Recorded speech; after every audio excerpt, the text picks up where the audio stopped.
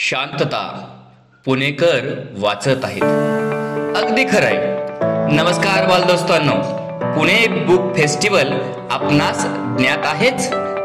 होय, याच फेस्टिवलचं हे दुसरं वर्ष. 14 डिसेंबर ते 22 डिसेंबर या कालावधीत फर्ग्युसन महाविद्यालय पुणे येथे लागणार विविध लेखकांच्या पुस्तकांचा मेळा. आणि हो, यामध्ये असणार साहित्य अकादमी पुरस्कार विजेते लेखक आबा गोविंदा महाजन यांची देखील बेस्ट सेलर पुस्तके. पहा, खरेदी करा आणि वाचा. अहो, कोणकोणती पुस्तक आहेत याच्यामध्ये?